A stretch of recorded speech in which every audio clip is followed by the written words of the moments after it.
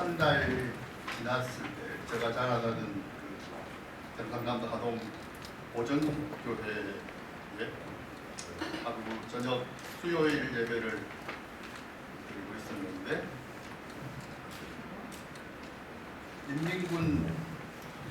젊은 인민군 두 사람이 따발총을 메고 군화신고 성스럽게 생각하는 예배당을 들어와서 목사 동무 외치면서 정순국이라는 그때 교사시셨는데 그분을 끌고 가는 것을 보았습니다. 그 다음에 얼마 뒤에 그 브루스 헌트라는 한보선이라는 선교사가 오셨는데 제가 처음 보는 미국 사람이었는데 그 우리 한경직 목사님을 많이 도와주셨던 윌리엄 블레어라고 하는 방일양 선교사의 사위였습니다. 그분이 와서 얘기를 전쟁 얘기도 하겠지만은 일제 때에 순사참배 반대를 해서 27종회에 가서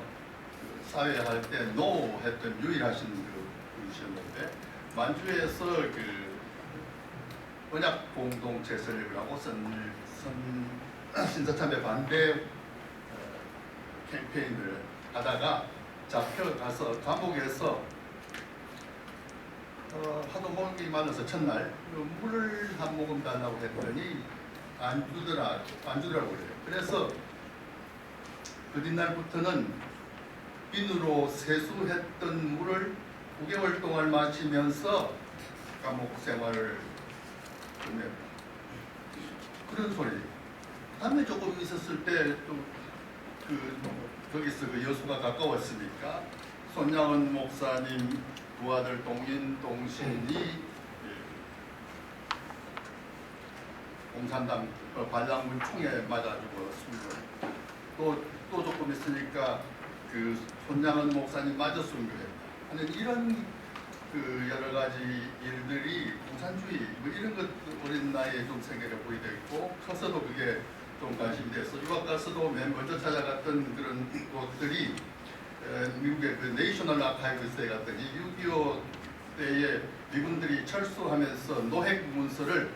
보관해 둔 게 있었는데 보니까 뭐 인민군 부대원 명부 학양 노트 쓸데없는 것도 많이 있었지만은 황해도 신천 향성영이라는 소설가가 가지고 그 손님 기독교 손님이 와서 난장판 쳤다 뭐 그런 건데 하여튼 거기에 보니까 그 윤현주일학교 학생의 그 신분조사 뭐 이런 그런 것들도 남았고 그게 또그 노폭 그 버지니아의 메가더 기념이었는데 거기에 그 당시 전쟁 때 뭐 이렇게 그런 문서들을 많이 보고 굉장하게 그 도전도 받고 했는데 계속 저로서는 뭐 할 수 없는 여건이 되어서 제대로 공부도 하지 않고 하여튼 늘 관심은 갖고 있었는데 갑자기 지난달 우리 박 교수님이 사정이 생겼다고 못한다고 저보고 하라고 그래서 저는 그 황경직 목사님 요즘 관심 갖고 뭐 계속 보고 있는데 6.25 전쟁까지 보니까 뭐 6.25 전쟁 때 또 많이 활동하셨으니까 하라고 뭐 그래서 오케이 했더니 너무 자료도 많고 방대하고 해서 제대로 섭렵하지도 못했고 원고 내라고 했는데 제대로 그 기간 내에도 못 내서 조금 연장을 하고 월요일 12시까지 내라고 그래서 12시까지 냈는데 제대로 읽지도 않고 해서 그 원고가 토시도 뭐 중복되는데도 현금사서 뭐 여튼 이상하게 많이 되어 있었으니까 양해하시고 읽어주시기를 부탁드립니다. 저는 생각하기는 6.25라고 하는 게 6.25 이후 요즘 뭐 이후에 관한 그런 책들도 별로 나와 있던데 6.25라고 하는 것 지금 휴전 상태인데 그게 뭐 계속 되는 것 아닌가? 저로서는 생각하는 게 처음이 6.25 전쟁이 나기 처음부터 그러니까 1919년 전후 해서 선교사님들이 먼저 들어와서 이 땅에 그 청교도 정신, 미국의 정신 이런 것을 심으면서 그 미국의 민주주의 이런 것을 우리나라에 소개했는데 얼마 안 되어서 1917년에 볼셰비키 혁명이 일어나서 그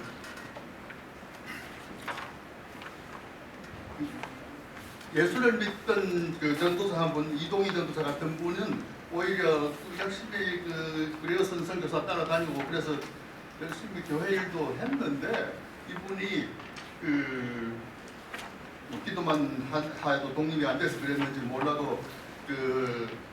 레닌을 찾아가 가지고 20만 루블을 200만 루블을 받기로 하고 40만 루블을 받아와서 맨 처음으로 고려공산당을 만들었다 하는 그런 기록 보면서 그때부터 이 공산주의하고 기독교 이 세력이 계속 대립되어서 지금까지 오는 것 아닌가 그런 생각이 들고 사실상 그러했다 그렇게 여겨져서 1919년에 3.1운동이 일어났던 것은 그 이승만 박사가 생각했던 그 옥중에서 생각했던 독립정신이라고 하는 그 책에 의해서 생각했던 기독교 국가의 건설, 미국적인 그런 나라 뭐 그런 것을 꿈꾸어왔고 또 많은 선교사들을 보고 기독교인들이 특별히 이제 관심을 갖고 미국을 주목하고 하는 그런 상황 속에서 어떤 그 교회 내에 신도는 얼마 안 되지만은 나라를 사랑하는 그런 운동도 일어나고 그 찬미가 14장에 요즘 우리가 부르는 애국가 그대로 가사가 그때부터 뭐 쭉 계속되어서 지금까지 오고 있으니까 그런데 그 결과가 3.1 운동으로 일어났고 이 3.1 운동의 정신이 최남선이라고 하는 그때는 비기독교인이었지만 나중에는 그 캐톨릭으로 개종하고 또 뭐 최기현 목사도 가서 마지막으로 먹기도 하고 왔다 뭐 그런 얘기도 들었는데 그분이 독립선서를 쓰면서 상동교회 지하실에서 쓰면서 그 기독교 정신에 입각해서 썼다 그렇게 얘기를 했고 여기에 따라서 그 3.1 정신 이것을 바탕으로 해서 대한민국이라고 하는 새로운 나라가 왕국으로 돌아가지 않고 공화국으로 출발했다 하는 것은 이승만 박사의 어떤 건국에 대한 그 꿈과 기도와 노력과 헌신과 그 결과로서 그 자기의 그 비전, 꿈을 이룩해낸 것이 대한민국의 건국이 왕국으로 돌아가지 않고 미국 건국되었다 하는 점이고 건국이 되어서 크게 공헌했던 것은 여러 가지 있겠지만은 그 중에서도 가장 큰 것은 한글의 공용화였습니다. 한글이라고 하는 것 세종대왕이 창제는 했지만은 사용하지 않고 전혀 사용하지 않고 선교사들이 와가지고 어제 아침에 뭐 신문을 보니까 그 조선일보에 뭐 헐버트 얘기도 있는데 헐버트, 언더우드, 김홍집 이런 그 내각 수반 이런 사람들이 모여서 한글에 대해서 선교사들이 좀 쓰자 이거 왜 이거 안 쓰냐 읽기도 좋고 여러 가지로 편리한데 한글을 공용화하자 그랬더니 김홍집이라고 하는 분 왜 특히 처음에 잘 들었어요. 왜 이게 그거 위에서 밑으로 쓰냐? 밑으로만 쓰냐? 옆으로도 쓰자? 왜 다 붙여 쓰냐? 띄어도 쓰자? 왜 남은 나고 너는 너지? 우리는 우리지? 왜 나는 아고 너는 여고? 왜 우리는 또 5등이라고 써야 되냐? 뭐 이런 얘기를 하면서 그 업무 일치까지 주장하고 했는데 우리는 그런 걸 안 쓴다고 나갔거든요. 그러니까 세종대왕 이래로 한글이라고 하는 것 안 사용되던 것을 선교사들은 우리는 선교 공용으로 쓴다 하고 찬송 성경을 반포함으로 한글로 반포함으로 말미암아서 한글이 살고 그다음에 또 빨리 전파되고 어떤 여러 가지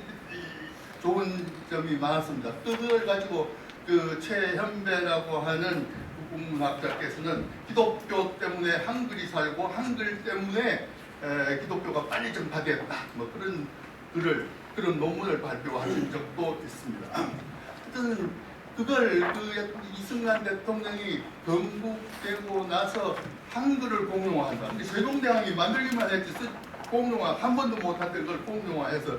쓰게 했다. 이게 그게 크죠. 그래서 500년 동안 빨명만 해놓고 아무것도 안 하고 선교사들이 와서 결국 이제 책 같은 책 처음 만들었던 게 성경이거든요. 그전 책이야 뭐다 때문에 뭐 이랬던 건데 그래서 성경을 만들어내고 읽고 기독교인들은 그 언더우드가 밤에는 또 글을 가르치라고 해가지고 불과 숫자는 얼마 안 돼 있지만은 1%도 안 돼, 1% 전혀 안 되죠. 얼마 안 돼, 뭐 해방 이후도 1%니까. 그렇지만은 그 사람들이 열심히 그 성경 읽고 또 전파하고 전도하고 그래서 기독교가 빨리 어떤 전파되고 기독교인들은 그걸 다 알았죠. 그런데 그 계속 한국 사람들은 그걸 몰랐잖아요. 뭐 글을 배우고 뭐 교육에 대한 관심은 있었지만은 선교사들이 와서 교육 받으라고 해도 교육 안 받았거든요. 뭐 먹여주고 입혀주고 먹여주고 또 그다음에 뭐 돈도 주고 모욕도 시켜주고 그랬는데도 학교 오라 해도 뭐 언더우드 학당에 2명, 매자 학당에 2명, 유아 학당에 2명 뭐 이런 식이었으니까 의일 전쟁, 청일 전쟁을 겪으면서 조금 관심 받고 있다가 뭐 조금 올라갔고 1945년 그 미군정이 실시되었을 때 미소공동위원회가 모여가지고 그 한국을 독립시키기로 적당한 기구에 이제 독립시키기로 했는데 친탁통치하자 하는 게 미국 사람들 속에서 먼저 나왔는데 그때 1930년대에 그 서울에 영사로 있던 랭건이라고 하는 사람이 조선 사람들은 글을 읽는 게 그때 1930년대 10%밖에 안 되는데 무슨 그 독립을 나는 안 된다 뭐 그랬거든요. 그래서 신탁통치하자 그랬는데 그런 뭐 얘기는 뭐 별로 뭐 다들 안 합니다만 실제로 뭐 글을 읽는 사람이 적었고 1948년 아베 총독이 물러가면서도 한 말이 우리는 불합공부 시간 조선 땅에 와서 18%나 글을 읽게 만들었다 뭐 이런 소리 하고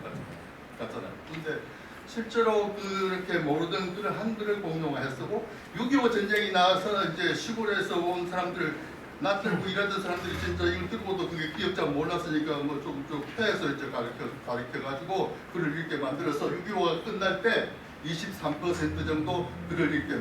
읽었다. 이게 그 당시의 상황이거든요. 처음에 이제 그 재헌 국회의원 선거할 때 뭐 그러니까 그 부산에서 보니까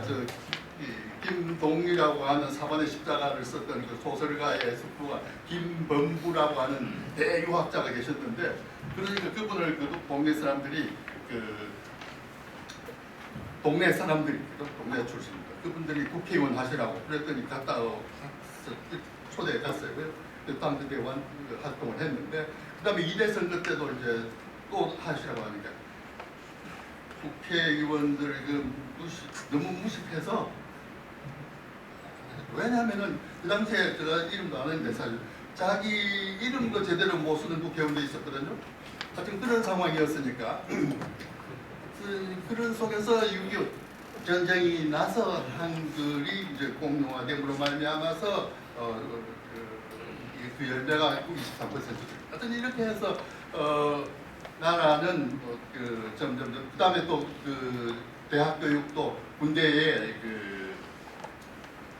가는 것 대학생은 징집을 연기한다 그랬더니 교육을 받기 위해서보다는 군대 안 가기 위해서 대학에 막 들어왔던 게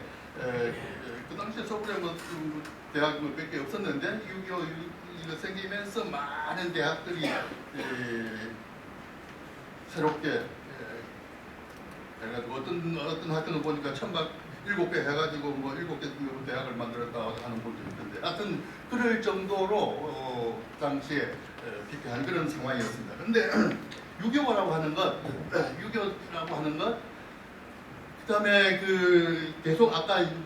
냉전 상태가 처음서부터 그렇게 대한민국 임시정부에서 좌우가 대립되는 그런 데서부터 시작을 해서 일제 때의 그 독립운동 뭐 지금 현대사 책에 보면 그렇게 다 쓰고 해방 이후는 뭐 민주화 다 똑같이 써서 뭐가 뭔지 모르지만은 그런 게 아마 지금 오늘 뭐 혼돈이 아닌가 그렇게 얘기 드는데 한국 역사계에 제대로 하려면은 일제 때 보니까 독립운동 하는 사람들도 우파 있고 좌파 다 있어요. 3.1운동은 뭐 우파가 강하고 60만 되는 저 공산주의가 강하고 뭐 어디 전투 뭐 하여튼 그런 식으로 뭐 하여튼 다 나눠져 있어서 인민민주주의를 지향하는 독립운동, 자유민주주의를 하는 독립운동, 해방 이후에도 마찬가지죠. 그리고 통일당 사건 봐도 참으로 자유민주주의를 추구하는 민주화, 그 다음에 공산주의를 추구하는 그런 그 민주화 두 개가 있는데 현대사 역사 책들이 두 개를 애매모호하게 쓴으로 말미암아서 지금까지도 그런 게 이어져 오는 것 아닌가 그렇게 되고, 하여튼 이 한국에서는 이 공산주의와 그 민주주의, 자유민주주의가 계속되어서 그때부터 지금까지 내려오고 있고, 이 공산주의가 들어왔을 때 가장 그 반대했던 세력들이 기독교인이었다고 했고, 또 공산주의도 기독교를 박해를 많이 했죠. 한경희 목사 같은 분들 만주에서 뭐 순교하고 약탈하고 뭐 이런 것들 다 일제 때부터 늘 계속되어 왔고, 일본 정부가 반공 정책을 펼쳤기 때문에 여기서도 뭐 공산주의 활동을 못하면서 박헌영 같은 사람들 뭐 감옥 가서 그 자작해갖고 탈출해서 석방도 되고 뭐 그렇게 해서 계속 이 공산당들은 활동을 해왔고, 기독교인들은 여기에 대해서 우선 하나님을 부인하고 유물사상이고 하는 이런 데서 계속 반대해왔고, 그것이 지금까지도 계속되어 와서 좀더 그 교회 내에서 반공 뭐 여전히